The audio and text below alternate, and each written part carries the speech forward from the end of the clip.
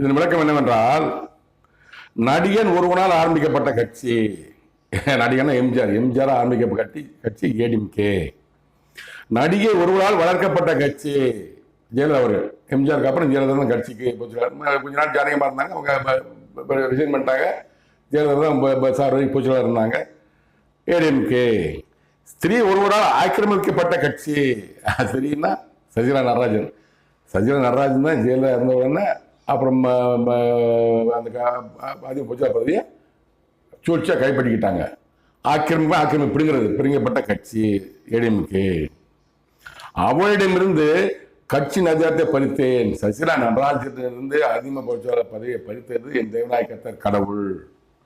ஒருவனுக்கு நான் கொடுத்தேன். எடப்பாடி பழனிசாமி, உங்களுக்கு தெரியும், எல்லாத்துக்கும் தெரியும். அவங்க சசிகலா நடராஜன் அவர்கள் சிறைக்கு போன உடனே அதிமுக பொதுச்செயலாளராக அதிமுக பொதுச்செயலாளராக எடப்பாடி பழனிசாமி உண்டாக்குனாங்க. தமிழ் முதலமைச்சராக எடப்பாடி பழனிசாமி தான் சசிகலா நடராஜன் அவர்கள் ஒப்புதலோடு எல்லாம் தேர்ந்தெடுத்தார்கள்.